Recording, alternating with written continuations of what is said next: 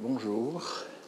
Alors un mot d'abord sur la séance de la semaine dernière. Vous avez dû noter de ma part un certain flottement. Mon diaporama s'était interrompu avant la fin.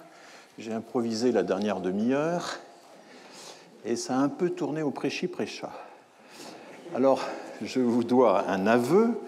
Je prépare mon cours toujours en deux phases. Il y a des lectures et des recherches très approfondies pendant tout l'été pour compléter mon fond. Et puis une mise en forme du diaporama qui est effectuée en fait au dernier moment, qui s'achève la veille du cours, voire le matin même, ce qui me permet d'intégrer, si nécessaire, des éléments d'actualité très récents. Et donc la semaine dernière, le matin du cours, j'ai fait le trajet en voiture depuis ma lointaine banlieue. Il faisait encore nuit, il pleuvait. J'ai heurté le ressaut d'un trottoir et mon pneu avant droit a éclaté. Et donc j'ai perdu du temps à changer ma roue sous la pluie. Alors plusieurs piétons qui accompagnaient leurs enfants à l'école toute proche m'ont souhaité bonne chance. Une personne qui avait manifestement les apparences d'un immigré s'est proposé de m'aider. J'étais en fin de processus, j'avais réussi à défaire le cric, et donc j'ai chaleureusement décliné son invitation. Et puis je suis arrivé au collège avec un léger retard, sans avoir pu achever la mise au point de mon diaporama. Alors vous voyez que pour être professeur au Collège de France, on n'en est pas moins homme, et soumis aux contingences matérielles, mais vous me direz qu'un bon professeur devrait, en toute logique, mettre son cours à l'abri des contingences. Et en disant cela, vous aurez 1000 fois raison. Donc mes aveux n'ont qu'une valeur d'excuse, mais en les formulant ainsi, je me demande même si mon ethos, au sens aristotélicien du terme, mon image, ma réputation, en sort grandi parce qu'un peu humanisé, ou inversement diminué parce que ça ne donne pas une idée très convaincante de mon professionnalisme. Donc, à vous d'en juger, puisque, vous l'avez compris, c'est l'auditoire qui décide. Et donc, j'avais ce jour-là utilisé une roue de secours qui était ma tchatche, en quelque sorte.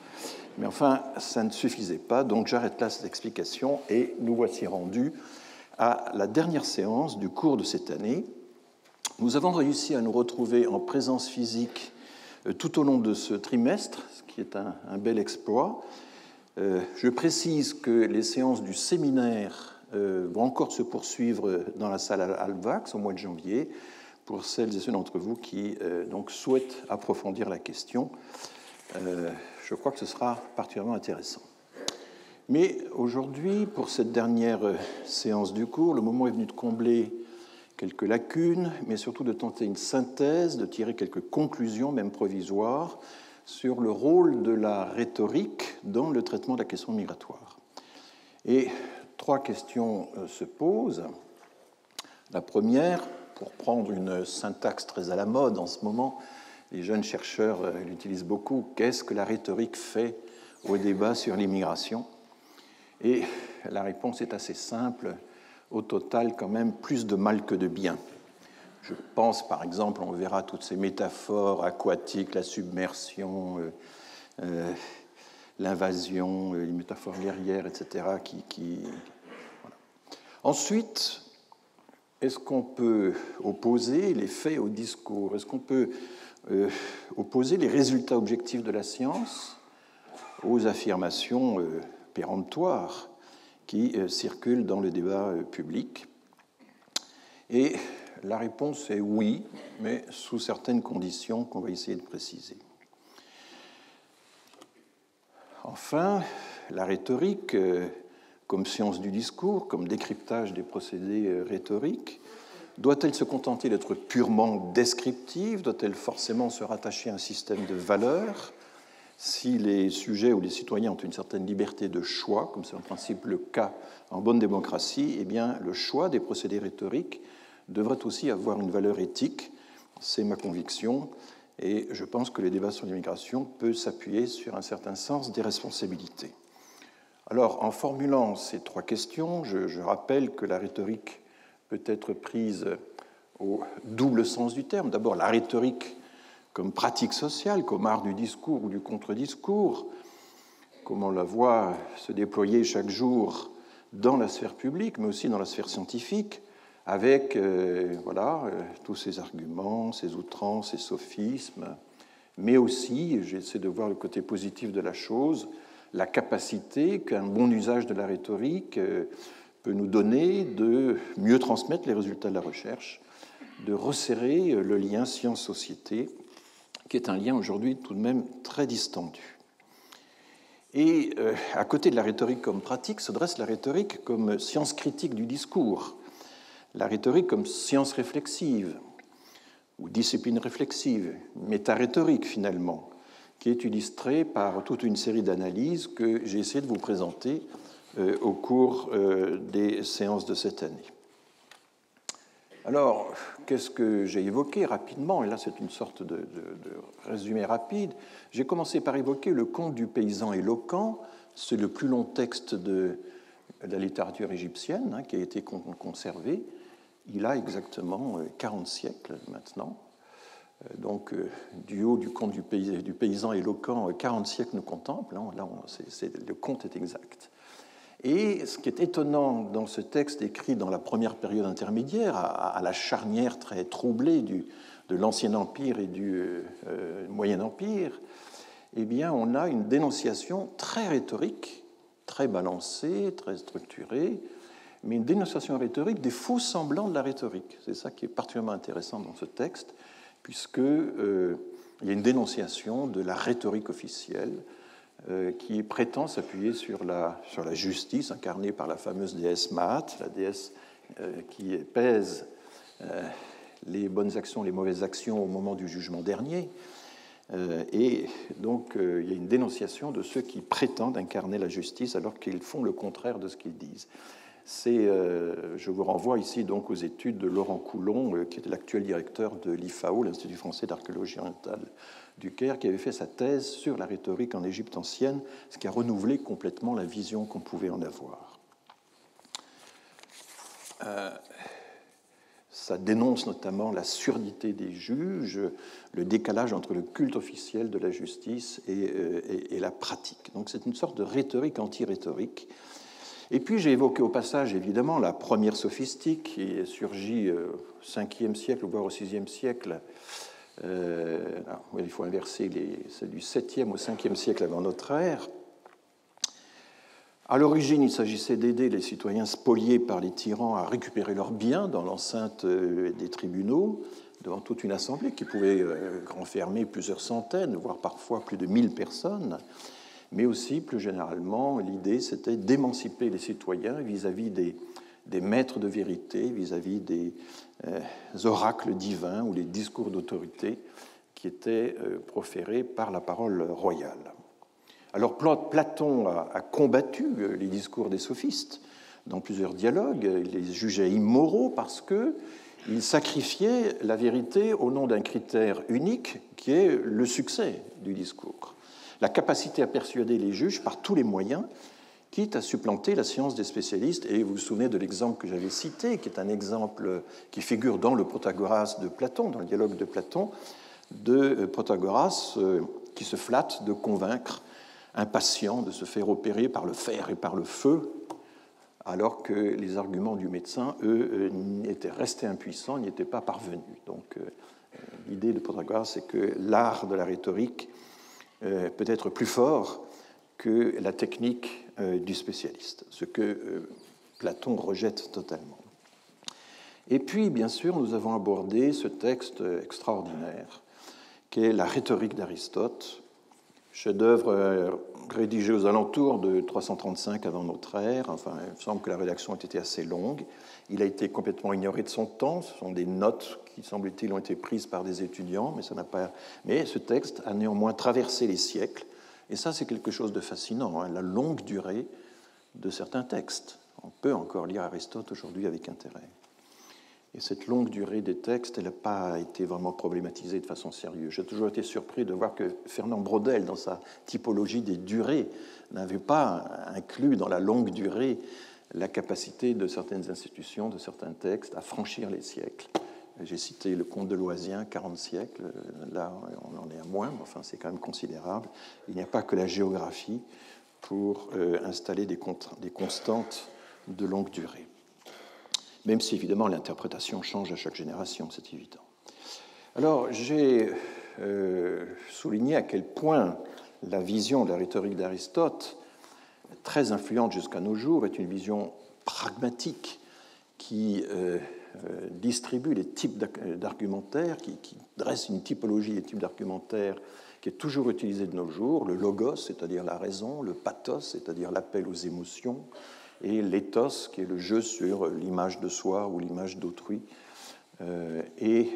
Tout cela, dit Aristote, n'est pas séparé, n'est pas strictement séparé. Il y a des mélanges, il y a des dosages à faire, en tenant compte de l'auditoire.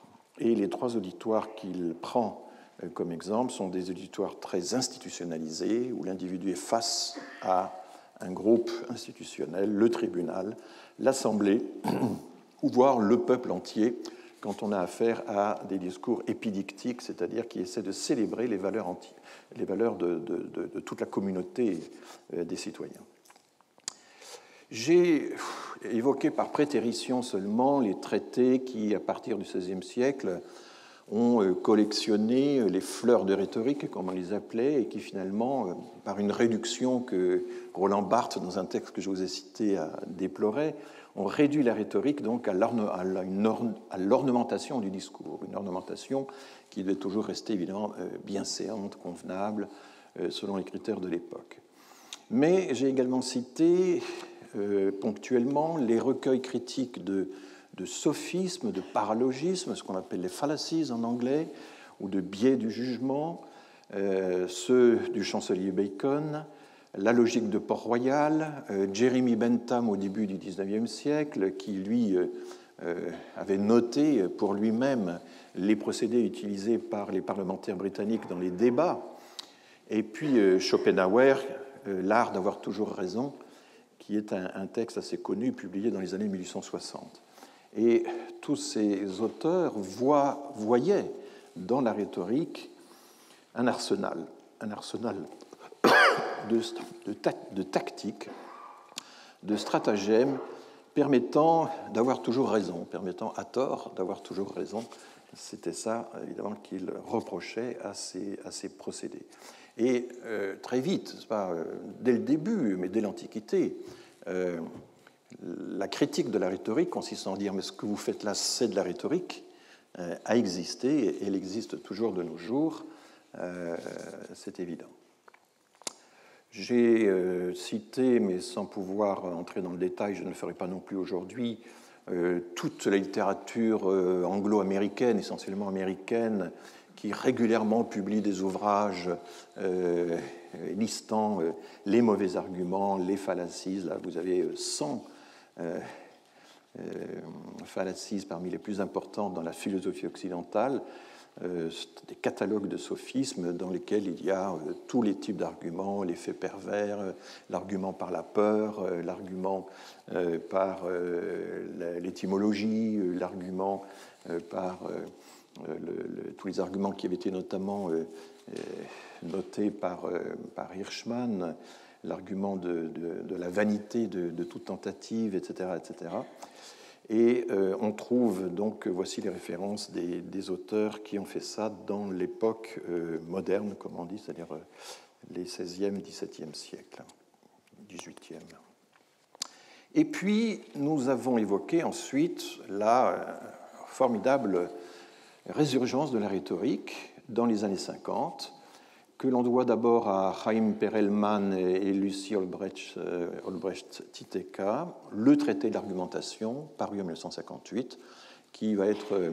Alors, Perelman a publié 4 ou 5 œuvres qui développent un peu tout ça, mais la plus accessible, la plus brève, c'est l'Empire rhétorique, qui est un véritable résumé du traité d'argumentation. Mais la même année, Stephen Toulmin, un philosophe très influencé par Wittgenstein, et publie The Uses of Argument. Et l'idée, c'est qu'il y a une logique naturelle, je préfère dire une logique usuelle ou une logique pratique, qui n'est pas la logique logique, mais qui est celle qui fonctionne dans les argumentations ordinaires et qui ont pour caractéristique qu'elles peuvent s'appuyer sur des bases, sur des données, sur des textes, sur des faits, de manière à accroître le consentement des interlocuteurs. Et en fait, cet objectif est aussi celui de Perelman. Donc, par des moyens totalement différents, ces deux auteurs, la même année, ont une vision de la rhétorique comme technique de persuasion graduelle qui ne prétend pas donc asséner des vérités assertoriques, n'est-ce pas, comme on dit en philosophie, mais simplement accroître le degré de consentement des auditoires. Et puis, depuis les années 70, on a une longue série d'auteurs dont je vous ai parlé de façon plus précise: Albert Hirschman, Marc Angenot, Oswald Ducrot, Olivier Reboul, Christian Plantin, Douglas Walton, Ruth Amossi, Roselyne Koren, Ruth Wodak. Les trois dernières personnes vont être invitées au séminaire en janvier, et je crois que ce sera vraiment des séances très importantes. Mais parmi les générations plus récentes, j'ai également fait venir des chercheurs ou des chercheuses tout à fait remarquables, comme Marianne Doury, dont je recommande le grand manuel chez Collin, intitulé Argumentation, Damon Mayafre, qui est un spécialiste de l'étude des discours présidentiels et des discours parlementaires, Marie Veniard, qui a beaucoup analysé les mots de la migration, les discours sur les migrations. Donc, je considère que tous ces jeunes auteurs apportent un complément absolument décisif à mon cours. Alors, la question qu'on peut se poser, la question majeure, c'est celle du lien entre vérité et vraisemblance, entre démonstration et persuasion, affirmation et revendication, et chez Toulmin notamment la notion de claim est importante. On ne fait pas des propositions comme dans la logique ordinaire, on prétend affirmer quelque chose, mais enfin cette prétention a un degré de succès variable qui va dépendre des éléments qu'on peut apporter à l'appui de ces revendications ou de ces prétentions. En allemand, c'est Anspruch qui est le terme utilisé pour décrire ces prétentions à dire quelque chose de vrai et d'intéressant. Et puis donc finalement, le lien entre science et rhétorique. Est-ce qu'on peut déjouer les procédés rhétoriques les plus usés dans le domaine des migrations en s'appuyant sur l'analyse de l'argumentation dans le discours, illustrée par tous les auteurs que j'ai cités? Ou bien est-ce qu'il faut contrer les stratagèmes rhétoriques en s'adressant à des démonstrations, en opposant non pas la rhétorique à la rhétorique, mais en opposant à la rhétorique des démonstrations de type démographique, économique, juridique, une question qui est brûlante en cette période électorale. Et au fond, la plupart des auteurs spécialisés dans l'analyse du discours ont plutôt creusé le fossé entre le vrai et le vraisemblable, et finalement doutent de la capacité des scientifiques à affirmer des vérités qui pourraient intervenir dans le débat public. Or, ce qui me frappe beaucoup en ce moment, et déjà depuis quelques décennies, c'est que le débat public, les protagonistes du débat public, les journalistes, les essayistes, les polémistes, etc., utilisent beaucoup les données quantitatives. Ce pic de démographie, par exemple, ont des raisonnements économiques, etc. Et d'une certaine manière, c'est le succès de la démographie en France, mais également dans d'autres pays, qu'on observe là. D'une certaine manière, la science démographique, l'économie, la géographie, etc., a pénétré le public à un degré qu'on n'avait jamais vu auparavant, et donc du coup, nous n'avons pas affaire à de complets béotiens, à des ignorants complets. On a affaire à des gens qui ont une certaine idée de ce que c'est que le discours, et Marianne Doury a beaucoup insisté là-dessus dans son séminaire. Il y a une certaine capacité des locuteurs ordinaires à évaluer la qualité des arguments et à dire mais ça c'est un argument d'autorité, ça ne vaut pas, ça c'est une mauvaise analogie, etc., etc. Et entre la critique savante des arguments et la critique ordinaire des arguments, il y a souvent une différence assez mince, enfin c'est parfois indiscernable. Donc une véritable expertise ou compétence est développée, on le voit très bien dans les blogs d'interaction, enfin avec de très fortes interactions, il y a une certaine capacité dans les polémiques les plus vives à critiquer la valeur des arguments au nom d'une certaine typologie des argumentations qui est désormais qui se répand de plus en plus, en tout cas. L'argument de la pente glissante, l'argument du doigt dans l'engrenage, par exemple, qui est un argument essentiel dans les questions migratoires, et c'est un argument qui est souvent identifié par les interlocuteurs eux-mêmes dans leur débat. Alors, vous voyez qu'il y a là deux angles d'attaque très, très différents, opposés à la rhétorique, ou bien opposés à la rhétorique des démonstrations, ce que Perlman d'une part, mais Aristote déjà, avait un peu récusé. L'idée, c'était que, pour Aristote, c'est que seul le monde supralunaire, comme il disait, le monde des idées à la Platon, est valide pour entériner des démonstrations géométrico-mathématiques, mais dans le monde des affaires humaines, dans lequel nous sommes obligés de vivre, le monde des affaires politiques, juridiques, on pourrait dire aujourd'hui économiques, etc., eh bien, ce n'est pas des démonstrations qui vont fonctionner, ce sont des argumentations qui jouent sur le vraisemblable, sur le plausible, sur le plus ou moins, etc. Alors, pour anticiper la conclusion sans plus attendre, je pense que l'un et l'autre, que ces deux angles d'attaque s'imposent, mais qu'il ne faut pas renoncer. Et là, évidemment, je suis démographe, j'ai longtemps travaillé dans un institut de statistique, je pense que la démonstration statistique garde une validité et qu'il faut savoir la présenter. Alors, il faut parfois de la rhétorique pour présenter le résultat d'une démonstration. La graphique, par exemple, fait partie de la rhétorique statistique. Il y a une certaine rhétorique statistique qui existe incontestablement, et c'est quelque chose dont les auteurs, dont les spécialistes de l'analyse du discours ne parlent pas. Il y a une tendance pour eux à dire « Ah ben oui, vous faites une démonstration par A plus B, d'accord, mais là, on n'est plus dans le domaine de la rhétorique, on est dans un tout autre registre, et ça sort de mon champ de compétences. » Je pense que non, qu'il faut pouvoir réintégrer la démonstration, notamment quantitative, mais pas uniquement. On peut penser aussi à des démonstrations juridiques, à des références juridiques solides, et qu'il faut pouvoir réintégrer tout cela dans le domaine général du discours et du débat public. Et donc, je terminerai sur la question de savoir si la démarche scientifique, la démarche métarhétorique, c'est la démarche scientifique d'une part, la démarche métarhétorique de l'autre, peuvent légitimement avoir une valeur, et même avoir une valeur éthique ou morale sans pour autant se départir de la quête d'une certaine objectivité.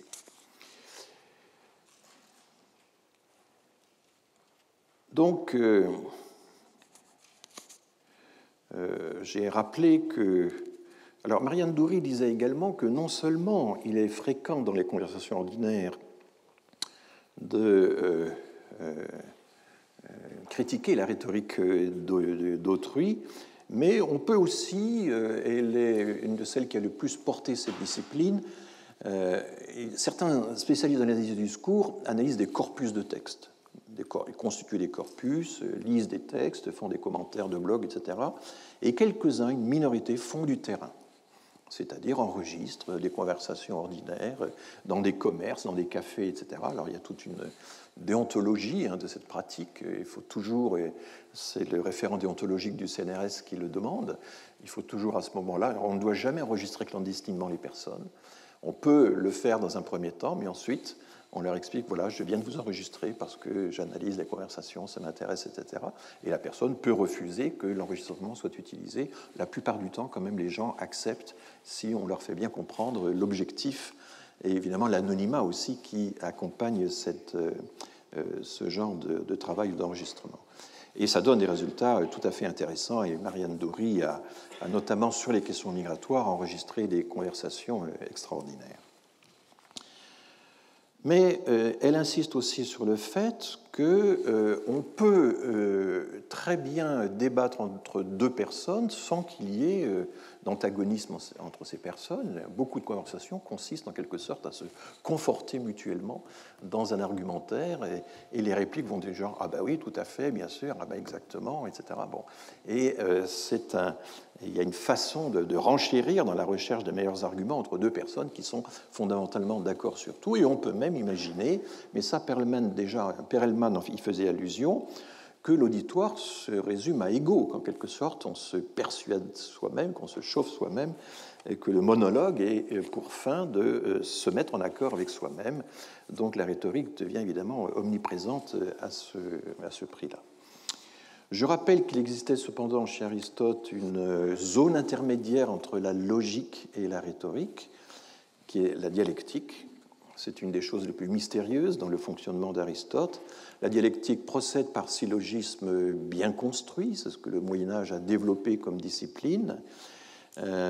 Donc, la dialectique a connu un immense succès en Occident, au point de paralyser un peu la réflexion, et ce jusqu'à l'époque moderne, jusqu'à Descartes au moins. Mais dans la vie courante, c'est là qu'Aristote est remarquable, et bien dans la vie courante, les locuteurs manient des syllogismes qui sont incomplets ou elliptiques, les fameuses antimèmes, E-N-T-H-Y-M-E-M-E, les fameuses antimèmes qui reposent sur des évidences partagées, sur des lieux communs, sur la doxa. Et le lieu commun dans l'Antiquité, c'est positif. À partir du moment où on peut s'appuyer sur une doxa commune, ça n'est pas négatif, on ne critique pas les stéréotypes, c'est plutôt positif à l'époque d'Aristote. C'est un gage d'unité sociale, un gage d'accord. C'est assez tardivement que la doxa va être fortement critiquée, et je vous avais rappelé à quel point, comment Roland Barthes, de façon anachronique, interprétait les textes d'Aristote comme l'équivalent d'une rhétorique de la culture de masse, d'une culture de la répétition doxique, alors que, évidemment, à l'époque de la démocratie athénienne, les choses étaient quand même assez différentes. Alors, c'est une forme de logique, si l'on veut, mais une logique pratique, d'autant plus efficace que, justement, elle se situe souvent en deçà du discours, et qu'il est très difficile, finalement, d'identifier les marqueurs linguistiques qui vont nous permettre de déceler les arguments. On peut faire, et ça a été fait X fois, analyser le lexique de tel ou tel président de la République, le vocabulaire de tel ou tel parti, etc. Mais détecter automatiquement par des critères informatiques le type d'argument, l'argument de l'effet pervers, comment le détecter automatiquement dans un texte. Je n'ai jamais vu d'auteur capable de le faire. Ce que Damon Mayafre nous a présenté au séminaire, à la dernière séance du séminaire, c'est autre chose. C'est l'application d'une analyse des données à des textes qui sont numérisés, une analyse des données en profondeur, multiniveau, qui rapproche des segments de texte les uns par rapport aux autres, qui montre quelle est la structure des données, indépendamment de leur sens, parce qu'évidemment le programme n'a aucune idée du sens des mots, et qui est capable ainsi, de proche en proche, de montrer que tel ou tel discours est apparenté, est proche d'un autre discours. Et c'est ainsi que Damon Mayafre a pu montrer que les discours d'Emmanuel Macron empruntent des formes, des vocabulaires, des lexiques, mais aussi des structures grammaticales, des morceaux de phrases, aussi bien au discours de De Gaulle qu'au discours de Georges Pompidou, qu'au discours de Nicolas Sarkozy, etc. Et il calcule les proportions dans lesquelles ces différents discours des prédécesseurs se retrouvent dans les discours actuels de Macron, ce qui semble indiquer que les plumes qui travaillent pour Macron, il doit y en avoir 4 ou 5, comme c'est le cas habituellement pour les présidents, eh bien, relisent les discours des présidents pour s'en inspirer, car parfois les rapprochements sont tels qu'on a du mal à imaginer que ça puisse être simplement le hasard ou une cause commune qui amènerait à prononcer le même discours. Donc, mais ce que fait Damon Mayafre ne consiste pas à identifier réellement des arguments. Ce qu'il a pu identifier, par exemple, c'est des rhétoriques du genre faire appel à des pronoms vagues, à des pronoms de collusion comme on, à des pronoms comme ça.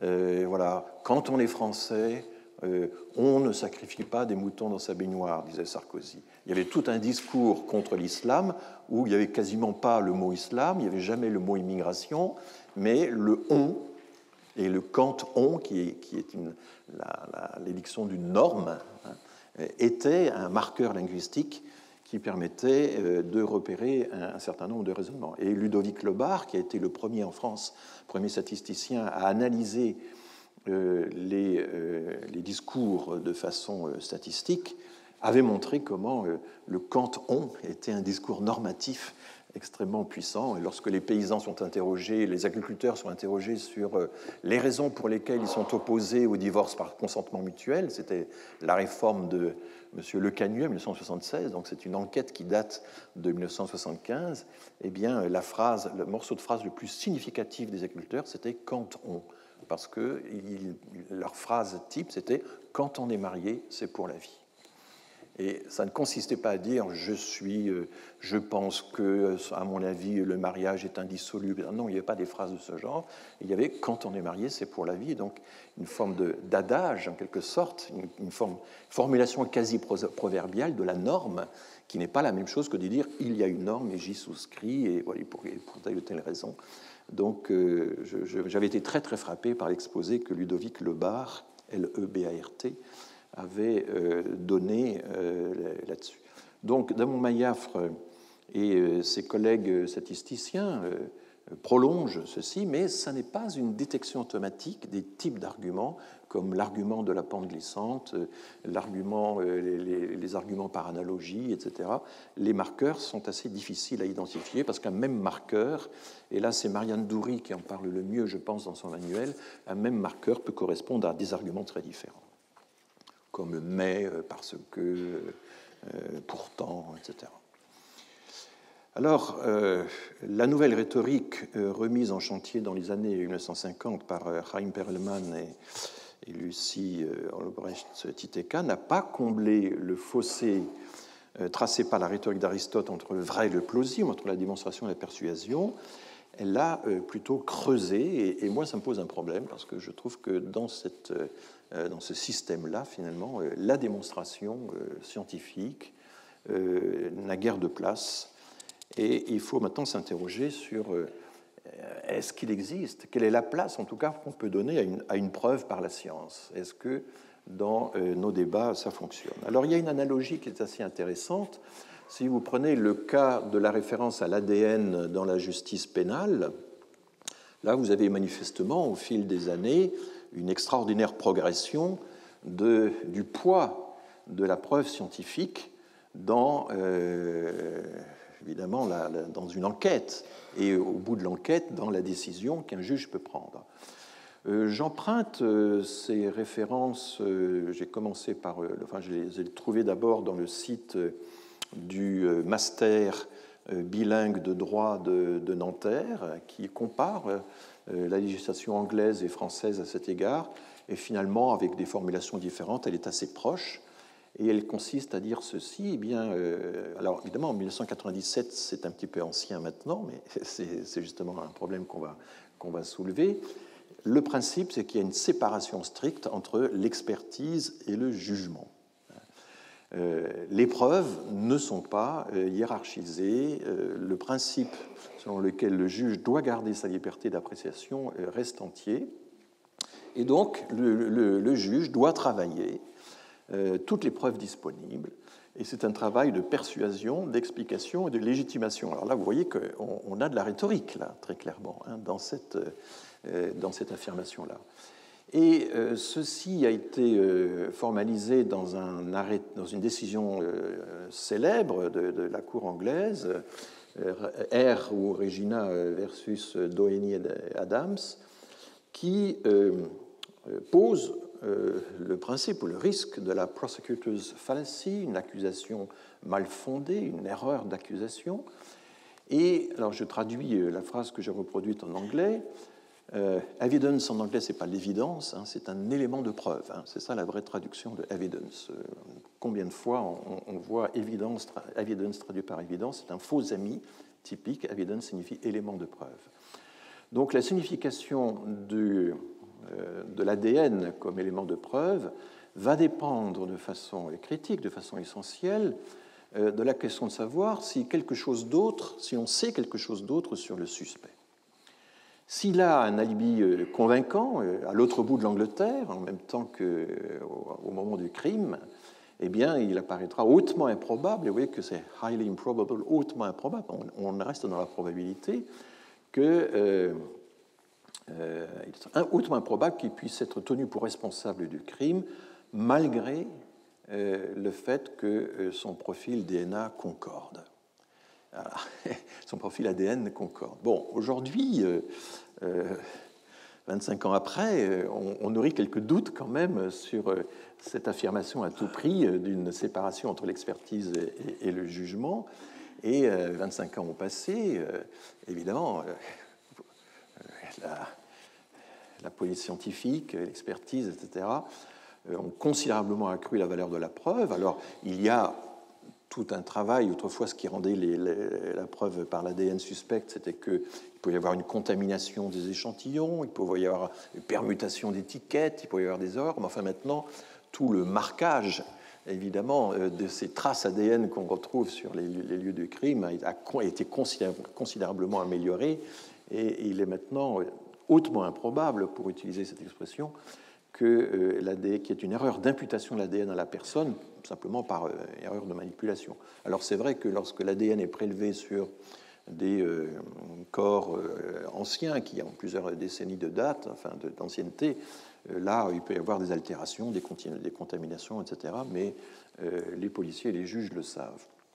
Mais vous voyez bien que dorénavant, on voit que la preuve par l'ADN est difficilement réfutable, et si le juge s'en prévaut, eh bien, ça, évidemment, ça légitime son jugement avec une force considérable. Donc il n'a plus la même liberté qu'autrefois pour hiérarchiser les preuves au nom de son intime conviction, et s'il inversait la hiérarchie des preuves, ce serait quand même extrêmement problématique, et on le lui reprocherait. Et du coup, la logique pratique à laquelle on a affaire ici, moi, elle m'intéresse évidemment, parce que je ne dis pas que les preuves démographiques ont la même valeur que les preuves de l'ADN, mais enfin, tout ça se rapporte davantage au schéma de Toulmin qu'à un schéma dichotomique à la Perelman.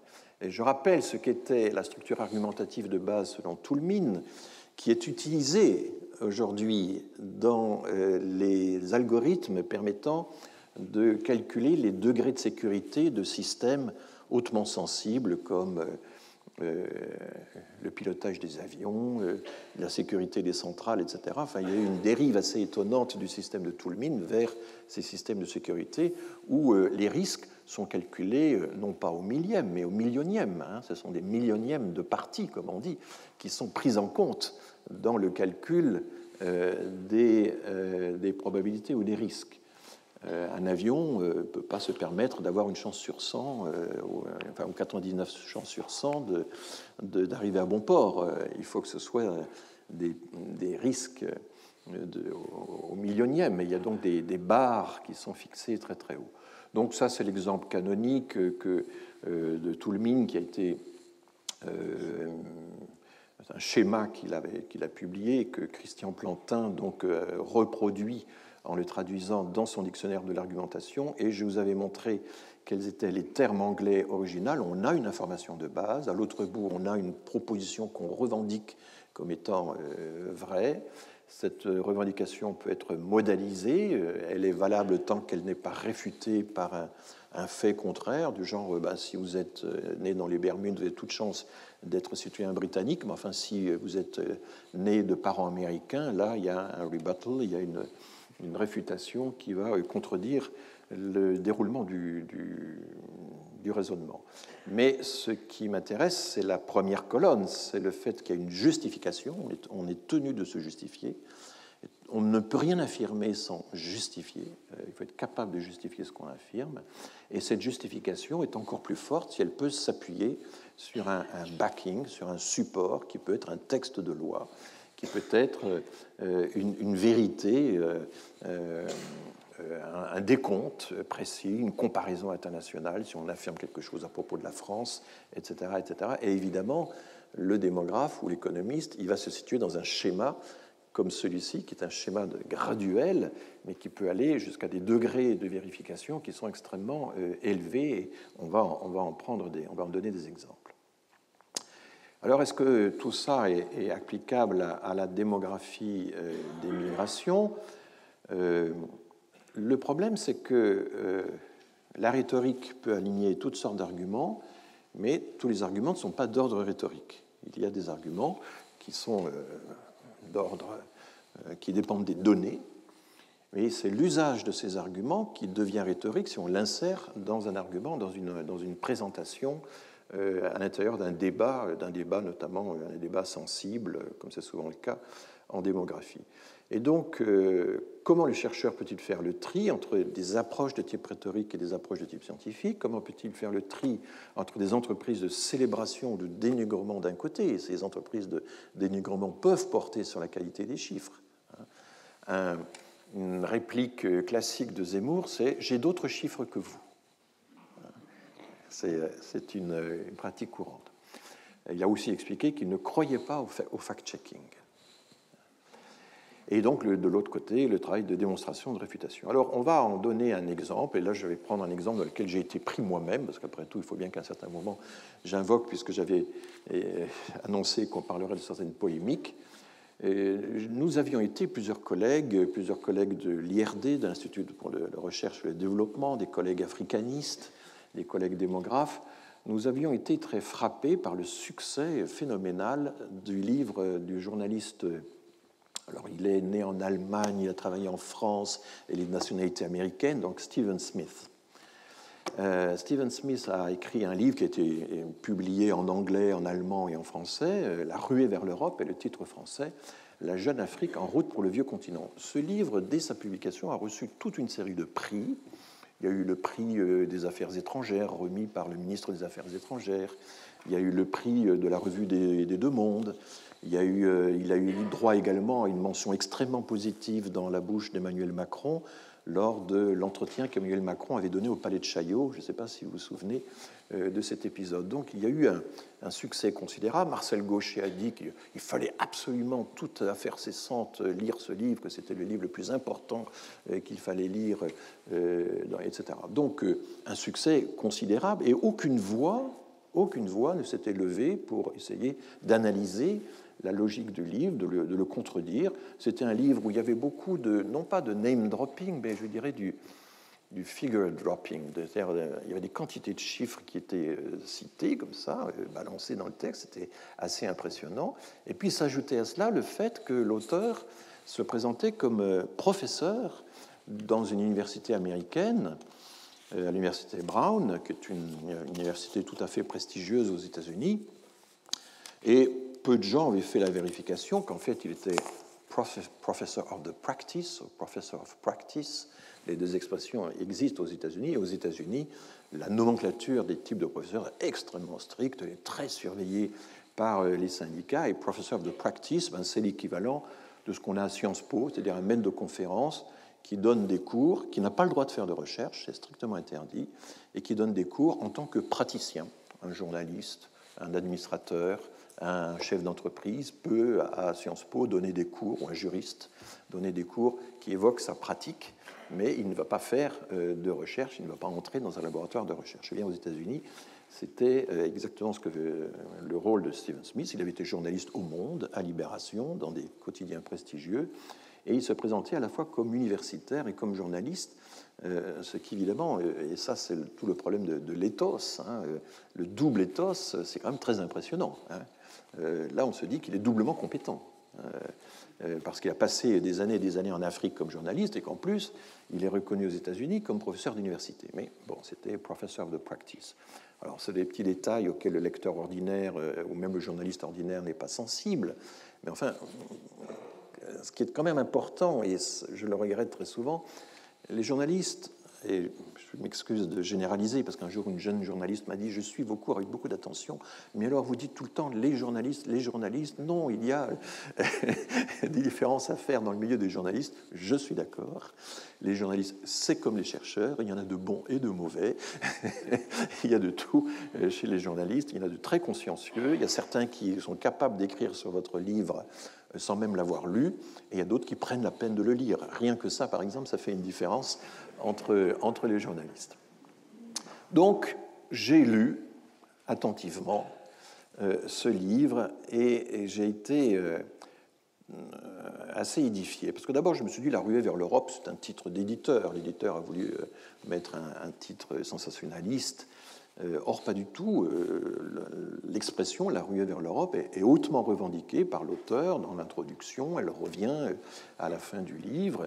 Et on explique même qu'il y a un mouvement irrésistible qui fait que les pays jeunes vont forcément migrer vers les pays vieux. La vieille Europe, c'est une expression très utilisée aux États-Unis. Et Stephen Smith disait même « c'est inscrit dans la nature des choses ». Et là, je cite la version française. Parce que j'ai lu aussi la version allemande et la version anglaise. Il y a des différences de traduction assez amusantes d'ailleurs. Ce ne sont pas exactement la reproduction du même ouvrage. En anglais, c'est The Scramble for Europe. The Scramble, c'est la ruée vers, c'est la bousculade. Et en même temps, The Scramble for Africa, c'était une expression qu'on utilisait pour décrire la formidable compétition des pays occidentaux qui se sont rués sur l'Afrique entre 1810 et 1914. Tous les pays européens sont entrés dans une très vive concurrence pour s'emparer de l'Afrique, avec des problèmes de jonction, Fashoda, quand les Anglais ont rencontré les Français sur 2 axes orthogonaux, The Scramble for Africa. Donc en fait, le titre fait allusion aussi au fait que désormais, il y a une colonisation en rebours. C'est ça que suggère le titre. Il n'y a pas seulement la ruée vers l'Afrique, comme ça existait autrefois, il y a désormais une ruée vers l'Europe.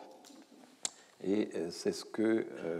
mais vous voyez que le sous-titre, Young Africa on its way to the old continent, est toujours présente. Alors, ayant donc lu ce livre, j'ai publié en septembre 2018 un 4 pages dans le bulletin Population et Société de l'INED, l'Europe et le spectre des migrations subsahariennes. Et j'explique que non, l'Afrique subsaharienne a beau avoir un taux de fécondité très important qui va doubler sa population d'ici 2050, c'est ce que les Nations Unies avaient établi, et c'est sur cette base-là que Smith écrit son livre, mais il représente 14%, l'Afrique subsaharienne représente 14% de la population mondiale aujourd'hui, ce sera 22% vers 2050, mais est-ce que le nombre de migrants originaires de cette région augmentera? Dans quelle proportion? Alors, il devrait augmenter fatalement. Si on fait simplement une projection, on peut estimer qu'il y aura au moins un doublement des migrants originaires d'Afrique, mais en fait, le scénario pour 2050 qui est envisagé par Stephen Smith va bien au-delà de ça, puisqu'il estime qu'il y aura 25% de la population européenne qui sera africaine, et que ça dépassera même 30% pour certaines catégories d'âge. Et donc, du coup, c'est quand même assez impressionnant. Enfin, le spectre de l'invasion est là, n'est-ce pas? Et quand on regarde réellement les hypothèses qui ont été émises, on tombe sur quelque chose d'assez différent. Alors, je me suis aperçu que Stephen Smith ignorait totalement l'existence de la base bilatérale des migrations. En fait, il n'y a aucun travail statistique dans son livre, il n'y a aucune exploitation de données, il n'y a pas de travail statistique. Tout est de seconde main ou de troisième main. Et ça, c'était quand même important de le dire. Donc, pendant l'été, je me suis attelé à la base bilatérale des migrations, qui est, je vous rappelle, cette espèce de grande matrice qui croise les 200 et quelques pays et territoires d'origine avec les 200 et quelques pays et territoires de destination, et qui nous indique, au croisement de chaque case, qui nous indique dans chaque case quel est le nombre de personnes qui, nées dans un pays, vivent dans un autre. Ceci est fait tous les 5 ans à peu près par les Nations Unies et certains chercheurs, moyennant des transformations statistiques un peu complexes, essaient aussi d'en déduire les flux annuels qui aboutissent à ces variations de stock pour utiliser le langage des démographes. Et donc, ce qu'on obtient comme résultat, c'est qu'en 2015, pour l'instant, les migrants, les personnes nées en Afrique subsaharienne représentent 1,5% de la population de la France, et en 2050, ils représenteront 2,9%. Donc on est très loin des 25% annoncés par Stephen Smith. On voit que dans d'autres parties du monde, parce que ceci reprend en réalité l'ensemble de la planète, ce schéma, on voit par exemple à l'extrême droite que les pays du Golfe, eux, eh bien, verront des populations étrangères encore croître de façon très, très importante. Les personnes d'Asie du Sud, par exemple, au lieu d'être 17% représentent déjà 17% de la population qui vit en Arabie Saoudite, mais comme leur fécondité est en train de diminuer, ce sera un petit peu moins en 2050. On s'aperçoit que l'Europe du Sud est assez importante en Suisse, que l'Afrique du Nord, évidemment, est importante en France, mais enfin, ça passera de 4,3% de la population à 5,3%. Donc oui, il y a une augmentation relative importante des subsahariens par rapport à d'autres phénomènes qu'on observe de par le monde, mais enfin, rien qui corresponde au scénario catastrophe de Stephen Smith. Alors, quand on détaille ces analyses, on s'aperçoit que pour l'instant, 65% à peu près, c'est le cercle vert, des subsahariens ont migré vers un autre pays de l'Afrique subsaharienne. Quand on y ajoute l'Afrique australe, la Corne de l'Afrique, donc le reste de l'Afrique à l'exception du Maghreb et de l'Égypte, eh bien oui, on arrive à 75% à peu près de la migration au sud du Sahara va dans d'autres pays du Sahara. Et j'avais regardé un certain nombre de données dans le passé et observé que le pourcentage de migration subsaharienne qui restait dans l'Afrique subsaharienne restait constant depuis une quinzaine d'années. Donc, c'est une réfutation. En bon français, ça s'appelle une réfutation. C'est simplement une analyse. On dit, ben voilà, vous avez fait l'hypothèse X, Y, Z, mais vous n'êtes pas appuyé sur des données existantes. Je vous signale qu'il existe une base de données que l'on peut exploiter, et voilà ce qu'elle donne comme résultat. C'est ce que j'ai fait dans ces 4 pages. Et puis ensuite, j'ai fait un deuxième, alors c'est ça qui a déplu, j'ai fait un deuxième article dans la vie des idées, où là je me suis dit, mais comment l'auteur en est-il arrivé à cette hypothèse? Quelles ont été ses sources d'inspiration?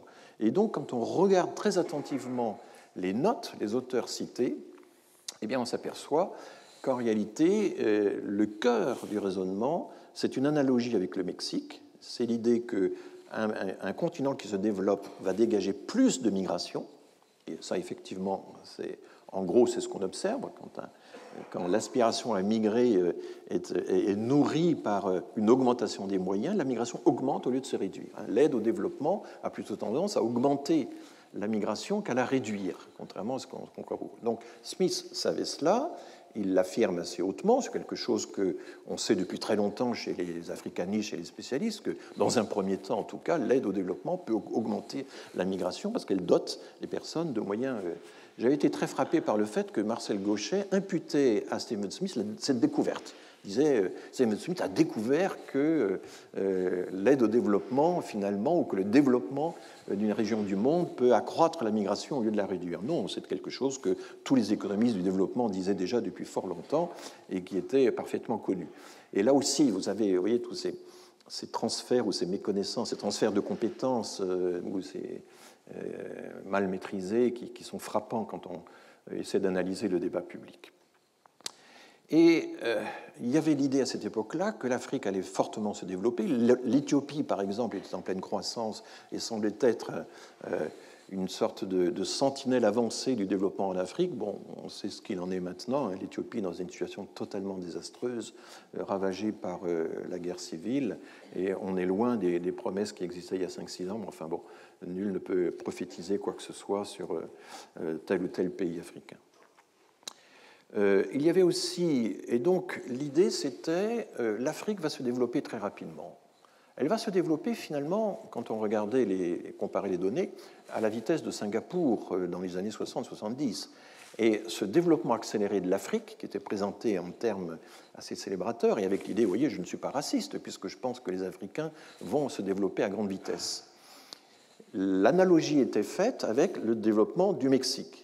Et un auteur littéraire, pas du tout scientifique, avait dans un éditorial que cite Stephen Smith fait cette règle 3, cette analogie. Eh bien, si l'Afrique se développe au même rythme que le Mexique, alors il va y avoir proportionnellement une migration africaine vers l'Europe qui sera du niveau de celle qu'on observe aux États-Unis pour le Mexique. Et ça, c'est assez intéressant parce que pour qu'un Américain essaie de comprendre, se forge une idée de ce que pourrait être l'avenir de la migration africaine, au fond, pour lui, c'est utile de faire un rapprochement avec le Mexique. Parce que la migration qui est connue aux États-Unis, c'est évidemment la migration mexicaine. Donc il y avait dans cette analogie une façon, comme souvent dans les analogies, une façon de ramener l'inconnu au connu. C'est ça, notamment, l'aspect rhétorique de l'analogie, mais qui se fondait sur une conjecture extrêmement fragile, l'idée que l'Afrique allait se développer au même rythme que le Mexique. Le Mexique, je le rappelle, est actuellement sur l'échelle du développement humain, enfin, à peu près à la moitié, au niveau 5 sur une échelle de 10, alors que les pays africains sont au niveau 1 ou 2 la plupart du temps. Donc, pour que, en l'espace de 30 ans, les pays sautent en quelque sorte la moitié de l'échelle du développement et puissent ainsi dégager des surcroîts de migration, il faut quand même un certain nombre d'hypothèses assez fortes. C'est ce que je soulignais dans ce deuxième article. Je ne me contentais pas de faire une réfutation sur mes propres données à partir des données de l'ONU, mais je citais 3 analyses qui allaient exactement dans le même sens que moi. En réalité, je n'avais rien inventé d'une certaine manière. Je reprenais notamment une analyse du Fonds monétaire international. Je reprenais l'analyse de 2 chercheurs, Hein de Haas, le grand professeur des sciences des migrations et qui était à Oxford à l'époque et qui est maintenant revenu dans son pays d'origine, les Pays-Bas. Il est professeur à l'Université d'Amsterdam. Et puis, je reprenais le Joint Research Center, le JRC. C'est un centre européen extrêmement important, puisque c'est la décision qu'a prise l'Europe de réunir tout un ensemble de chercheurs de différents pays européens. Ils sont basés notamment à Ispra, près du lac Majeur, mais ils ont encore 3 ou 4 autres installations, dont une à Bruxelles. Et lorsqu'il y a des sujets importants, sensibles, à traiter, eh bien, la Commission européenne demande au Joint Research Center de le traiter. Et le sujet avait été traité en 2018. Many more to come, est-ce qu'il y en a encore beaucoup plus qui devraient venir? Migration from and within Africa, la migration venant d'Afrique et interne à l'Afrique. Et dans ces études, eh bien, on rappelait cette vérité fondamentale que 75 à 80% de la migration subsaharienne va dans un autre pays d'Afrique subsaharienne. Et donc l'idée que leur croissance va nécessairement déborder chez nous, qu'il va y avoir nécessairement un déplacement naturel des pays les plus peuplés vers les pays les moins peuplés, cette métaphore du déversement, cette métaphore des vases communicants qui est extrêmement puissante, métaphore gravitationnelle aussi, comme on dit, ou gravitaire, eh bien, n'est pas vérifiée, et d'autant moins qu'il existe en Afrique des accords de libre circulation qui facilitent grandement la migration à l'intérieur de l'espace subsaharien. Donc, il s'agissait pour moi d'une réfutation, comme il doit en exister dans le monde de la recherche. Et évidemment, j'ai aussi souligné, parce que je pense que c'était mon droit de dire, écoutez, quand on titre un livre « La ruée vers », on a une certaine responsabilité. Il est évident qu'un titre pareil caresse l'opinion publique dans le sens de ses peurs. C'est la formule que j'ai utilisée, formule qui m'a été beaucoup reprochée. Je n'ai jamais dit que Stephen Smith était raciste ou quoi que ce soit, parce qu'il aurait aimé que je le dise. Enfin bon, c'est un peu... Mais je n'ai jamais suivi cette ligne de raisonnement, à aucun moment. J'ai simplement dit que ce genre de propos a pour effet, a pour objectif effectivement, faire monter les peurs vis-à-vis de l'Afrique. Et je n'ai pas été démenti par une interview qui a été donnée plus tard au Figaro, où Stephen Smith déclare « L'Afrique est une salle d'attente de 1,3 milliard d'habitants aux portes de l'Europe ». C'est quand même une formule très forte. On est là dans l'idée du barrage, n'est-ce pas, qui risque de céder si on y prend garde, hein, des vannes qu'il ne faut surtout pas ouvrir. Hein, c'est quand même. Et d'ailleurs, la métaphore est intervenue dans pas mal de commentaires qu'a eu cet article. Bon, alors pourquoi un tel écart? Eh bien, je l'ai déjà expliqué. La base bilatérale d'immigration était ignorée, et ce n'était pas un raisonnement démographique qui était tenu, c'était un raisonnement économique.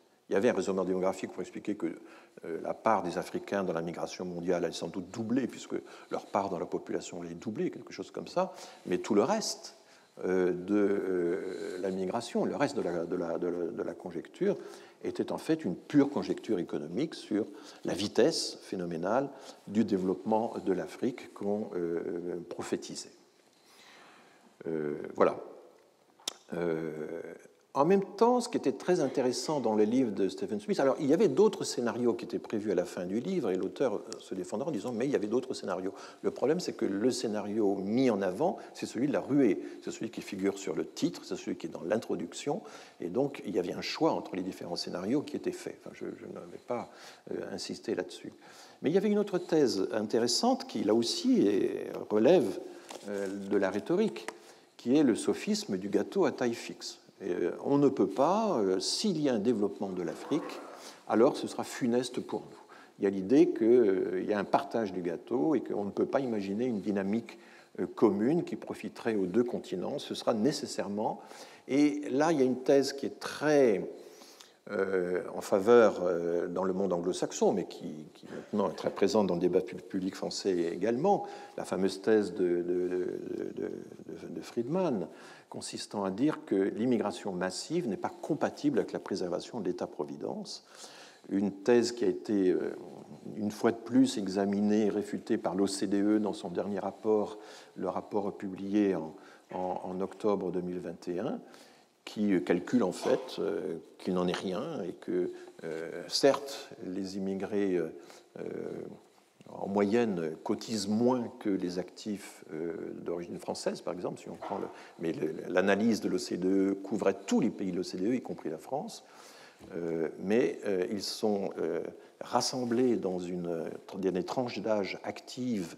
Leur pyramide des âges des actifs est beaucoup plus concentrée sur les âges actifs que ne l'est l'ensemble de la population. Les retraites qu'on leur verse sont des petites retraites. On ne paie pas beaucoup leurs frais de scolarité, enfin pour la jeune génération, et donc du coup, ils sont cotisants, ils sont producteurs, ils sont contribuables, les patrons versent des cotisations pour leur retraite. Quand on prend tout ça en compte, l'OCDE calcule que l'immigration eh bien, nous rapporte davantage qu'elle ne coûte quand on prend comme critère les prélèvements sur le budget public, essentiellement la protection sociale. Ces démonstrations ont déjà été faites 3 fois, 4 fois par des économistes, par les économistes du CPI, par France Stratégie avait il y a quelques années fait toute une synthèse, une revue de la question sur ce sujet. Le Parlement français avait lancé une mission d'enquête sur les coûts de l'immigration. J'avais été d'ailleurs reçu par cette commission, qui était une commission d'enquête. Il fallait prêter serment quand on déposait devant cette commission. Et la commission a conclu que finalement le rapport de France Stratégie était tout à fait recevable, décrivait bien la situation et qu'en fait le coût de l'immigration sur le budget public était infime, enfin variait dans des proportions très très faibles et que le problème n'était pas là. Bon, on a beau répéter 3 fois, 4 fois ce genre de démonstration, vous voyez bien qu'effectivement dans le débat public, ça a du mal à percer. J'avais reçu également une objection de Michel Tribala, qui est donc ancienne démographe à l'INED, qui a soutenu avec une certaine vigueur la thèse de Stephen Smith et qui a tenu un raisonnement qui consistait à dire mais quand on regarde depuis 1980 la croissance de la population subsaharienne chez nous, elle est multipliée par 5, c'est la courbe bleue, alors que la population africaine subsaharienne, africaine hors Maghreb, c'est la même chose, elle n'a augmenté n'a été multipliée que par 2,5. Donc, croissance plus forte des subsahariens chez nous que la croissance globale de la population subsaharienne dans les pays d'origine. Et donc cet argument a fait dire à certains, vous voyez, réfutation pour réfutation. Bon, moi je trouve que c'est tout à fait intéressant d'avoir ce genre d'argument et j'y ai répondu. Et donc l'idée c'est eh bien, ce décalage, cette croissance proportionnellement plus forte de la population subsaharienne en France par rapport à ce qu'elle est dans les pays d'origine, c'est nécessairement l'annonce d'une surmigration subsaharienne. Le problème, c'est que il faut faire la preuve par le contraire. Il faut regarder ce qui se passe pour d'autres communautés. Et quand on fait ce travail, on s'aperçoit que certes, l'Afrique subsaharienne a, depuis 1982, été multipliée par 5 en termes d'effectifs. Alors là, les données portées jusqu'en 2014, mais je vais vous présenter tout à l'heure un schéma plus récent. Mais vous prenez les Britanniques, ils ont été multipliés par 4,5. Les Roumains ont été multipliés par 8. Les Haïtiens par 10. Les Chinois par 16. Et personne ne va en conclure qu'il y a une ruée des Chinois vers l'Europe, une ruée des Haïtiens, des Roumains, etc. Donc ce raisonnement, en réalité, qu'est-ce qu'il veut dire? Il y a toujours, dès qu'une communauté apparaît, il y a toujours un surgissement important, une multiplication importante des effectifs quand une communauté étrangère commence à apparaître. Ça a été le cas aussi pour les Portugais, le moment venu, ça a été le cas pour les Espagnols, etc. Mais ensuite, ce rythme, et on le voit déjà dans certaines courbes, ralentit, parce qu'effectivement, on ne peut pas projeter des vitesses de propagation, des vitesses des taux d'émergence, enfin, on ne peut pas projeter la situation de l'émergence pour les décennies à venir. Et j'ai actualisé le schéma jusqu'en 2017, alors je l'ai publié dans la 3e édition refondue de Parlons immigration en 30 questions, où là j'ai encore ajouté le Brésil. Les Brésiliens ont été multipliés par 11-12, l'Afrique subsaharienne est donc à 6, quelque chose comme ça. Et vous voyez un peu, oui, c'est un schéma classique.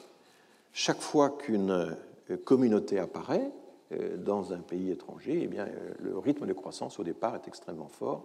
Puis ensuite, eh bien, il se stabilise et personne ne peut prédire à partir de ces 20 premières années ce qu'il en sera de la population de ces migrants dans les années à venir.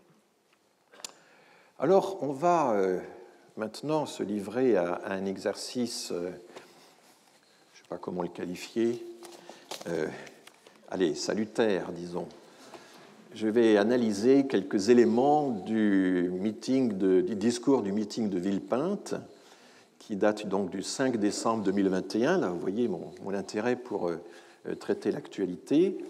Et sur 5 ou 6 diapositives, nous allons examiner un certain nombre d'aspects de ce discours, qui est un discours très bien rédigé, d'un strict point de vue rhétorique. C'est un discours qui est très travaillé, avec toute une série de procédés rhétoriques extrêmement soignés. Enfin, je ne sais pas si c'est lui-même qui l'a rédigé, enfin, il a dû mettre la main à la plume, évidemment, mais il a dû être assisté aussi. Et il y a dans ce discours d'abord tout un aspect épidictique. Vous savez que pour Aristote, le discours épidictique, c'est le discours qui s'adresse au peuple tout entier. C'est Périclès faisant l'éloge des soldats athéniens morts au combat et exaltant les valeurs du pays. Angela Merkel, je l'avais souligné à un certain moment, dans son fameux discours de la fin août 2015, Wir schaffen das, eh bien, consacre des portions importantes du discours à exalter la capacité de l'Allemagne à fédérer toutes ses composantes pour aider les migrants. Et donc il y a un éloge de la capacité de l'Allemagne à se mobiliser, à mobiliser toutes ces institutions et à travailler ensemble, l'État fédéral, les États fédérés, les institutions de toutes sortes, les communes, les associations humanitaires, les églises, etc. Tout ceci va travailler la main dans la main. Donc, j'ai signalé que des discours épidictiques, nous en avons souvent.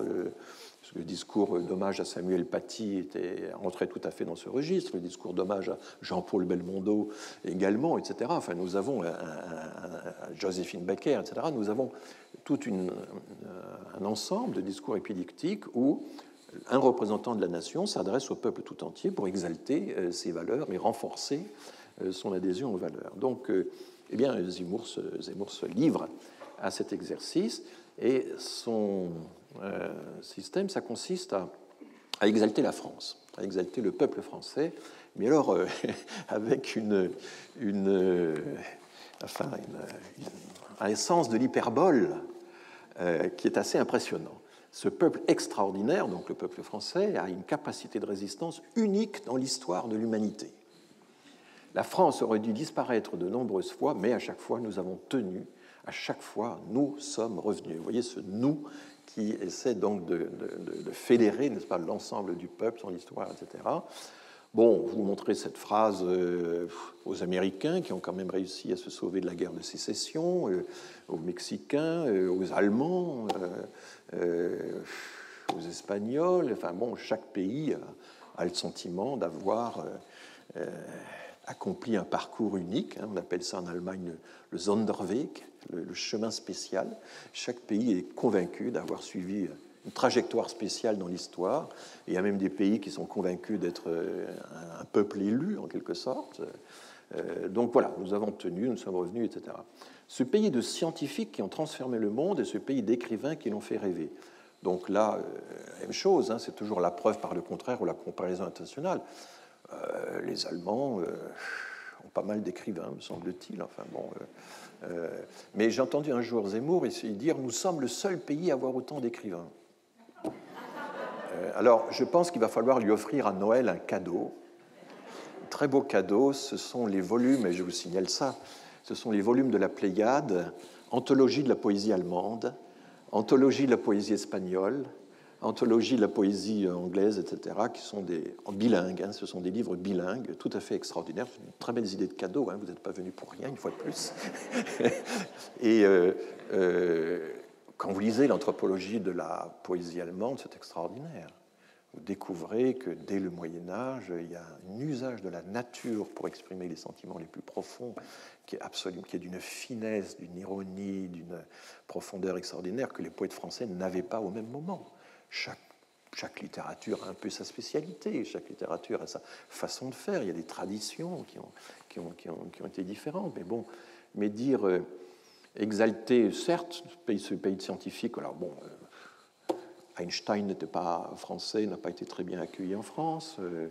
Voilà, je ne vais pas m'amuser à contredire dans le détail, mais enfin, vous voyez, il y a quelque chose de puéril dans cette façon de s'auto-exalter comme ça, comme si on était seul au monde.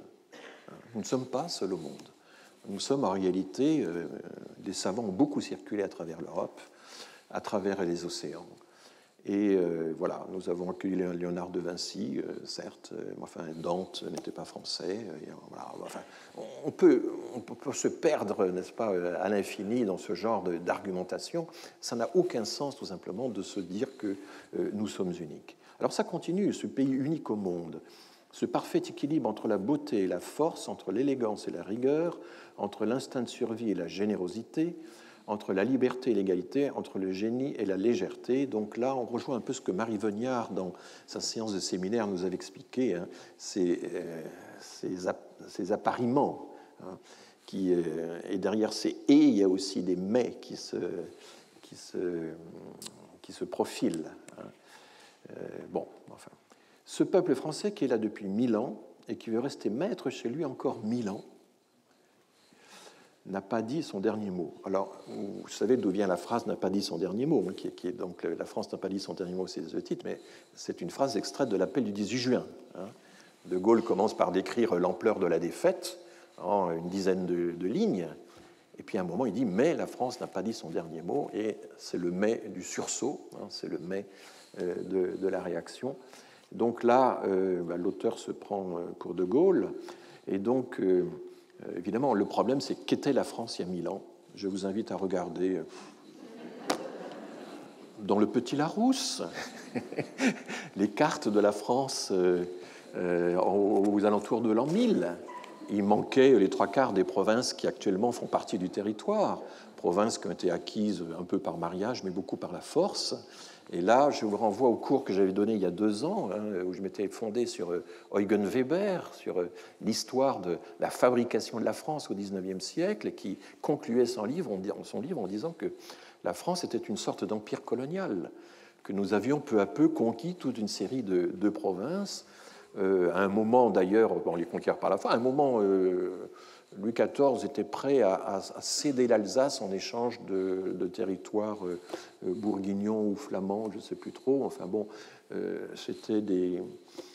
Et il y a eu toute une discussion extrêmement intéressante faite par les grands historiens romantiques dans les années 1830, par des gens comme Guizot, pour dire mais toutes ces provinces ont été conquises par la force, il faut maintenant les intégrer, il faut les assimiler, et c'est seulement lorsque ce rapport de force qui a réuni les provinces sera oublié que véritablement nous serons la France.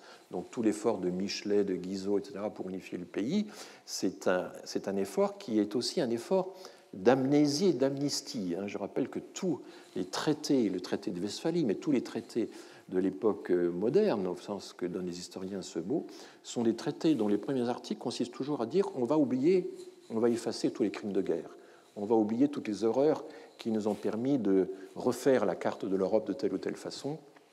Amnistie, amnistie, personne ne sera pour être condamné pour crimes de guerre. Et Renan, dans sa conférence de la Sorbonne de 1882, a finalement le même argument. Ce qui unit un peuple, c'est les épreuves qu'il a traversées, mais de façon contradictoire, il faut oublier les sujets qui fâchent. Il faut entretenir une certaine amnésie et il ne faut pas remuer le passé le plus douloureux. Et il donne comme exemple la prise des pays cathares.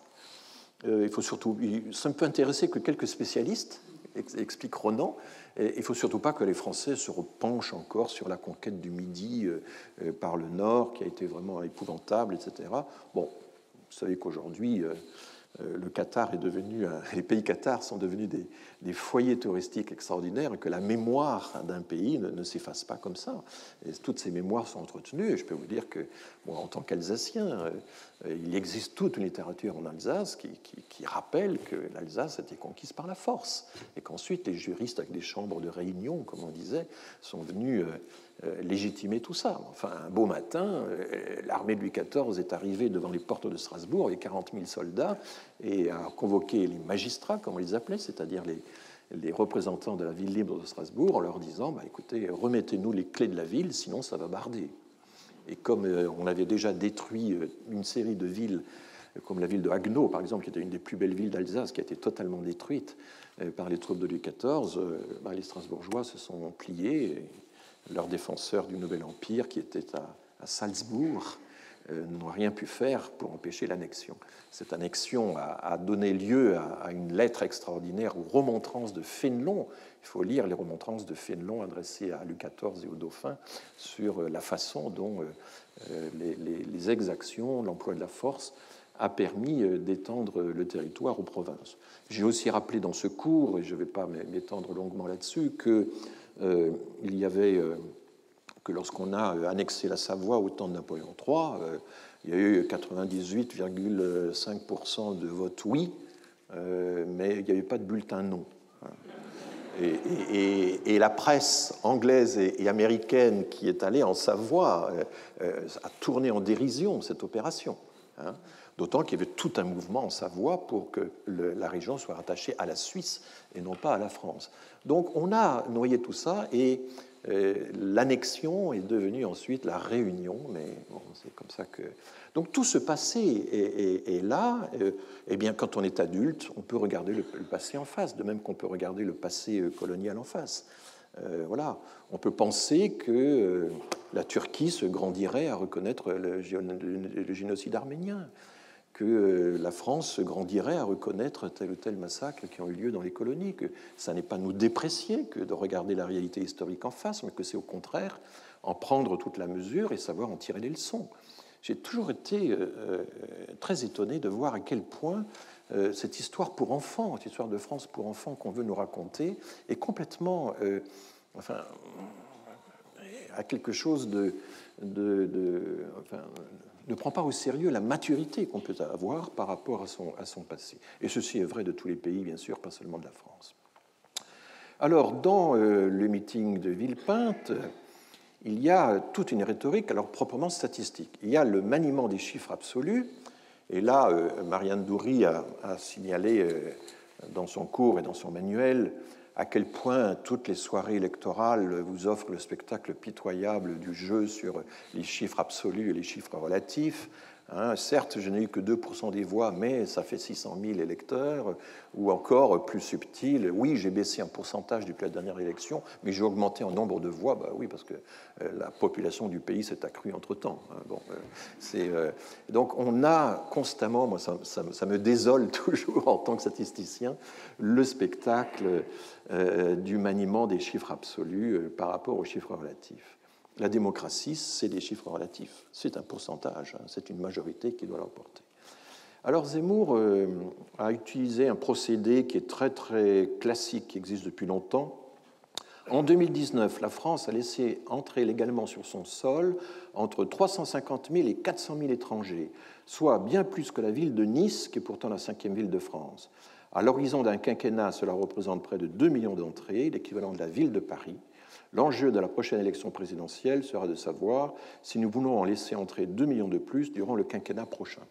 Alors cet argument, il est archi-classique, c'est peut-être bien la 10e fois que je le retrouve. Il a été fact-checké, si j'ose dire, par plusieurs quotidiens déjà à plusieurs reprises, mais rien n'y fait. On revient sur ce procédé. Alors 350 000 et 400 000, il y a 270 000 titres de séjour. Il précise que ce sont les entrées légales. Il y a à peu près 100 000 Européens, un membre de l'Union européenne, qui s'installent en France chaque année. Donc on arrive à peu près à cette fourchette-là. C'est plus que la ville de Nice. Et si on somme tout ça, ça fait 2 millions d'entrées. Alors, ce genre d'argument, c'est Éric Besson qui avait commencé. Il citait beaucoup la ville de Rennes. La ville de Rennes, tout le monde a fini par connaître la population de la ville de Rennes, c'était 250 000 habitants à l'époque où les titres de séjour chiffrés atteignaient ce montant. Claude Guéant l'a beaucoup utilisé, Sarkozy aussi, Marine Le Pen. Enfin, voilà, c'est le côté répétitif qui est assez impressionnant. Alors en fait, le procédé consiste à ne compter que les entrées et jamais les sorties. Or, en gros, un peu partout dans toute l'immigration, il y a 2 tiers des personnes qui restent et 1 tiers qui sortent, à peu près. Et c'est ce que. Et du coup, on profite d'une lacune statistique. Il n'y a pas d'enregistrement systématique des sorties, effectivement, personne par personne. Contrairement au titre de séjour, il n'y a pas de désinscription, contrairement à ce qui se passe dans les pays qui ont des registres municipaux qui concernent également les étrangers. Mais on profite d'une lacune statistique que par ailleurs on dénonce. Souvent les mêmes personnes qui dénoncent l'absence, qui dénoncent l'obscurité complète qu'on a sur les sorties, utilisent cette lacune pour grossir les chiffres et faire comme si les migrants ne faisaient que s'accumuler. Et puis on omet de signaler que cette lacune, en fait, est désormais comblée par l'INSEE, puisque l'INSEE a un recensement par rotation annuelle, et j'ai publié dans Parlons immigration en 30 questions le schéma qui décompose le sol migratoire en fonction des origines et en incluant les Français natifs. Alors vous voyez que pendant longtemps, jusqu'à la fin des années 90, tous les sols migratoires, que ce soit ceux des étrangers ou ceux des Français natifs, évoluent un peu dans le même sens. Et c'est à partir de 2000, surtout à cause des étudiants français qui s'expatrient, que les deux courbes s'éloignent. Dans les dernières données dont on dispose, on a l'effet du Covid qui fait que les départs des Français ont été considérablement ralentis.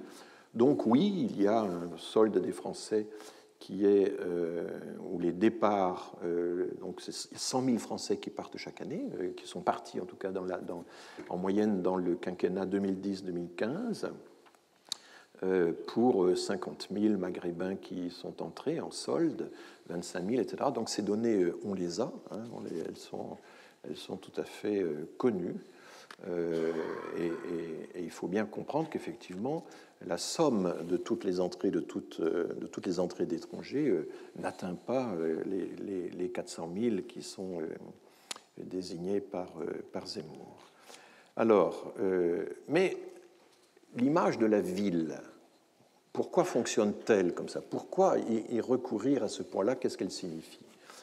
C'est une analogie, donc en principe, ça veut dire que les immigrants de l'année sont à la France ce que la ville X est à la France. C'est une comparaison à terme. Mais ce qui est suggéré, c'est évidemment que ce que la ville X est à moi, parce que ça rapproche Hein, ça rapproche de l'individu la fraction de population que l'on considère. Et une ville, je peux me représenter en gros ce que c'est qu'une ville, mais que 400 000 personnes, ça représente 0,3% du pays, ça, je ne me le représente pas. C'est évidemment, or c'est ça. Donc la représentation en pourcentage, évidemment, donne une toute autre idée. C'est du 0,3 ou du 0,4% de la population, de surcroît de population, alors qu'évidemment 400 000, c'est un chiffre qui pèse, parce que je peux me représenter autour de moi ce que seraient 400 000 personnes. Voilà, et donc du coup, ça crée un sentiment de pression intolérable. Bon, dans les cours de statistiques qu'on donne, dès la première année, on dit aux étudiants, ne faites jamais ça. C'est un procédé qui n'est pas applicable. C'est pas... De la même façon, une statistique que les journalistes adorent, les journalistes, beaucoup de journalistes, c'est il se passe ceci toutes les X minutes. Toutes les 10 minutes, il y a une femme victime de... Bon, etc. Le problème, c'est que ça n'a aucun sens pour faire une comparaison entre pays, puisque une population comme celle des États-Unis, avec 330 millions d'habitants et la France 60 millions d'habitants, ce qui se passe toutes les 10 minutes dans un pays n'a absolument pas la même signification que ce qui se passe toutes les 10 minutes dans un autre pays. Donc là aussi, c'est ce qu'on apprend aux étudiants en statistique. Ne faites jamais ce genre de statistiques-là. Laissez ça aux journalistes, mais ne l'appliquez pas, vous, dans votre travail. Bon. Alors, la conclusion du meeting de Villepinte est très intéressante. Ce sont les dernières phrases. Le peuple français se tient face à tous ceux qui veulent le faire disparaître, face à tous ceux qui veulent priver ses enfants d'héritage et de grandeur, ce peuple français qui ne baissera jamais les yeux face à ceux qui ont juré sa perte. Oui, la France est de retour, vive la République et surtout, vive la France. Alors, on a pas mal commenté cette dernière phrase qui, évidemment, est quand même assez particulière parce que la France est quand même une république. Et c'est aussi une démocratie sociale, une démocratie... Enfin bon, c'est un autre sujet. Mais ce qui est très frappant, là, c'est vraiment la théorie de la conspiration. Tous ceux qui veulent priver ses enfants d'héritage et de grandeur, là, on est typiquement dans la théorie conspirationniste, la théorie du complot. Alors, certains arguments d'Éric Zemmour sont encore plus simples que ça, et il y a une phrase dont il est coutumier, ben voyons. On lui dit « vous êtes raciste » et il réplique « ben voyons ». Bon. Alors, ben voyons, c'est un peu une antiphrase. C'est en tout cas une façon d'exprimer son scepticisme radicalement. Et alors, du coup, c'est devenu vous savez, les formules magiques, les formules qui détournent la conversation, les formules apotropaïques, comme disent les spécialistes des rituels religieux, ont ceci de particulier, c'est que quand vous avez une formule qui est inscrite sur un talisman qui a été créé moyennant un rituel, l'objet qui est là sur votre poitrine continue d'agir. Un rituel l'a fabriqué, une phrase est écrite sur l'objet, et cette phrase, eh bien, parce qu'elle a été apposée rituellement, elle va continuer d'agir. C'est encore mieux que le moulin à prière, parce que le moulin à prière, il faut faire un effort pour tourner la machine, alors que l'amulette, elle continue d'agir, vous n'avez plus rien à faire. C'est tout le problème des objets. La loi française sur les objets religieux ostensibles, elle partage un peu cette mythologie-là, l'idée qu'il y a un prosélytisme des objets, l'idée qu'il y a une action des objets, l'idée qu'il y a une magie des objets par eux-mêmes, indépendamment des intentions de la personne. Elle n'a plus besoin de réfléchir à ce qu'elle veut dire, l'objet s'en charge à sa place. Et beaucoup de religions tablent, évidemment, sur ce genre de procédé. Donc là, on a ça. Vous avez quelqu'un qui vous accuse d'être raciste, il vous suffit de baisser la tête et d'afficher l'argument massu, ben voyons, qui exprime en deux mots, en 3 syllabes, qui exprime votre scepticisme radical. Et voilà, tout ça ne coûte que 21,99 €. Mais il paraît que c'est épuisé. Il paraît que c'est épuisé. Donc, non, ça, c'est pas un cadeau de Noël. Voilà. Je vais bientôt terminer, on a observé que lors des 4 débats tenus par les candidats républicains, quelqu'un a eu assez d'abnégation pour compter le temps de parole qui a été dévolu à chaque parti. 41% du temps a été consacré à parler immigration ou sécurité. Il y a eu aussi une partie consacrée à la culture, mais ça a été essentiellement le wokisme. Donc il faudrait encore augmenter un peu ce pourcentage. Donc voilà où nous en sommes. Alors je vais terminer sur une formule, sur une réflexion un peu plus générale. Nous sommes polarisés sur la question migratoire, mais cette polarisation n'existe pas au même degré partout. Et j'ai regardé la part des sessions des grandes associations internationales de démographie ou de population studies, c'est plus large que la démographie, la part qui est consacrée aux migrations. Donc vous voyez que c'est l'Association européenne des études de population qui consacre le plus d'importance aux migrations, 17% des sessions. Les sessions en général, c'est 4 représentations de chercheurs, donc c'est vraiment des nombres importants. L'association américaine, c'est 13%. Alors les APS, je connais bien, j'en étais le président pendant quelques années. La LAP, c'est l'association latino-américaine, seulement 8%. L'Asie, seulement 7%. Alors là, c'est sidérant parce que j'ai regardé le programme en détail. Il y a une seule communication sur les migrations asiatiques vers le Golfe. Une seule, consistant à interroger les migrants asiatiques de retour sur leurs expériences, alors que c'est une des migrations les plus massives au monde. Donc il y a une un sous-investissement de la recherche dans ces pays-là sur les migrations qui sont pourtant des phénomènes considérables chez eux, qui est quand même très impressionnant. Et puis l'Union africaine des études de population, qui n'organise son congrès que tous les 4 ans, elle a encore consacré moins que cela, seulement 5%. Donc vous avez une gradation assez révélatrice, elle est vraiment très forte, qui fait que c'est ce qu'on appelle le biais de destination, où on a essentiellement une importance considérable qui est évidemment attachée à l'étude des migrants lorsqu'ils sont chez nous, aux destinations, et on manque cruellement de recherche sur ce qui se passe, sur les ressorts des migrations dans les continents de départ. Là, c'est vraiment un déficit considérable. Et ça, c'est ma dernière diapositive. Évidemment, on peut penser qu'il faudrait mobiliser davantage, en France ou ailleurs, les chercheurs qui ont eux-mêmes fait l'expérience des migrations ou qui sont issus de familles ayant l'expérience de la migration. Et ça progresse lentement, mais enfin ça se fait. Dans l'institut que je dirige, on a de plus en plus de chercheurs issus eux-mêmes de l'immigration. Ça ne veut pas dire qu'ils ont un privilège, il faut quand même qu'ils aient de la méthode, qu'ils aient la maîtrise technique, la distance, l'engagement, enfin le dosage de distance et d'engagement qui est nécessaire dans toute recherche. Et je dirais que, pour terminer sur la question éthique que j'avais annoncée comme en guise de conclusion, il y a une règle qui a une valeur éthique forte, même si on n'y pense pas toujours, c'est qu'en démographie, comme le disait Jeremy Bentham, tout le monde compte pour un et seulement pour un. Il n'y a pas de pondération ou d'escompte qui seraient faites pour des populations lointaines ou des populations pauvres ou des populations...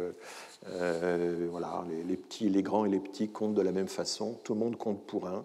Alors certains disent, mais les démographes avec leurs calculettes oublient de différencier les populations en fonction de leur qualité, de leurs origines, de leurs caractéristiques, etc. Mais globalement, l'éthique implicite, alors une éthique, si elle est implicite, c'est peut-être pas vraiment une éthique, enfin il faudrait y réfléchir davantage, mais il y a une éthique de la démographie, c'est que tout le monde compte et chacun compte seulement pour un.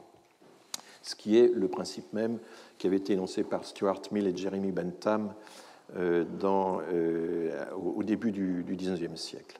Et puis un second principe qui s'impose dans le domaine des migrations, c'est la réciprocité des perspectives, c'est le fait de traiter autrui comme on voudrait être traité soi-même, et c'est ce qu'on appelle la règle d'or en éthique. Et c'est là-dessus que je termine mon cours et que je voudrais vous souhaiter à toutes et à tous d'entrer sereinement dans la période des fêtes. Merci beaucoup.